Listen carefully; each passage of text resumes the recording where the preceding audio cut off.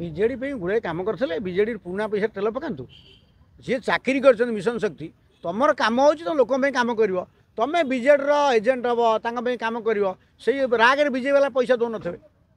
କିନ୍ତୁ ବିଜେପି ଜିତିଲା ପରେ ତାମାନେ ବିଜେପିର ବି ଏଜେଣ୍ଟ ହେଇକି କାମ କଲେ, ଭୋଟ କରାଇଲେ ବିଜେପି ପାଇଁ। ବିଜେପି କାଁ ଅଧା ଲୋକ ବଳ ହେଇଛି ଅର୍ଗାନାଇଜ ଭୋଟ। ସରକାର ଚେଞ୍ଜ ହେଲା କେମିତି?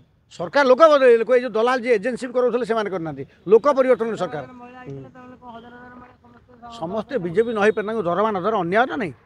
ଏଇଟା ଇନହ୍ୟୁମାନ କଥା। ଜଣେ କାମ କରୁଛି ସେ କ'ଣ ଆମେ ତ ଜାଣିନେ ପ୍ରମାଣ ନେଇ ବିଜେଡି ପାଇଁ କରୁଥିଲେ, କିନ୍ତୁ ଗୋଟେ ହାୱା ହେଲା ବିଜେଡି ସବୁ ମହିଳା ନବୀନ ସବୁ ସ୍ତ୍ରୀ ଲୋକ ନେଇ କିଣି ନେଇଛି। ଆଉ ଆମ ସ୍ତ୍ରୀ ଲୋକ ନବୀନ କୋଉଦିନ କହୁଥିଲା ଚୁପ୍ ହେଲେ? ନବୀନ ରୋଲ ନଥିଲା। ନବୀନ କ'ଣ କଥା କହୁଥିଲେ? ଦି ଧାଡ଼ି ମୋହନ ତ ଅଧଘଣ୍ଟା ଗପୁଛନ୍ତି ବଢ଼ିଆ। ନବୀନ କିଛି କ'ଣ ଚୁପ୍ କିନି ପଳେଇବ। ଭାଇ ମାନେ ଆପଣ ଖୁସି ତ ଚାଲିଲା।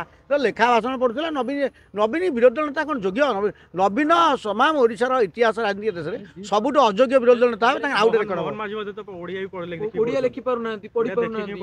ଗୁରୁଜୀ ତମେ ଯାହା ଦେଖୁଛ ମୁଁ ଦେଖୁଛି। ଗୁରୁଜୀ ହଅନ୍ତୁ, ଫିଲ୍ଡରେ ଯେ ଖେଳି ନ ପାରିଲା ସେ ତେନ୍ଦୁଲକର ହଉ ବିରାଟ କୋହଲି ହଉ, ଫିଲ୍ଡରେ ଫେରିଲା ମୋହନ ମାଝି ହଉ ନବୀନ ଉତ୍କଳ ଜନନୀ ଉତ୍କଳମଣି ଗୋପବନ୍ଧୁ ଦାସ ବି ଜାଣିନାହାନ୍ତି। ତମେ ତାଙ୍କୁ ରଷ୍ଟିକେଟ୍ କରିଦିଅ ମୁଖ୍ୟମନ୍ତ୍ରୀ।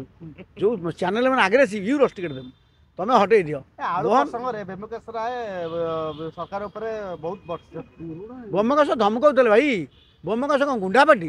ତମେ ନବୀନ ବିଷୟରେ କହିପାରିବ କାହିଁ ସେଟା କହିବା ପାଇଁ ଆସୁଛ? ତମେ କାହିଁ କହିବ? ତମେ କ'ଣ ଗୁଣ୍ଡା? ରେଭେନ୍ସା କଲେ ପାଠ ପଢ଼ିବ ବିଧାୟକ କହିଛ। ଆମେ 51 କ'ଣ ମରାମରି ହେଉଛ? ବାଗୁଡ଼ି ଖେଳୁନ। ତମେ 51 ତମେ ଲଢ଼େଇ ଦେବା 85 ମରାମରିବ। ହାଉସ୍ଟାର ଆମ ଗୌରବ ରକ୍ଷା କରୁନାହାନ୍ତି। ତମେ ନବୀନ ବିଷୟରେ କହିପାରିବନି। ୟା ଗପି ଗପିଆ ଘରକୁ ଗଲେଣି।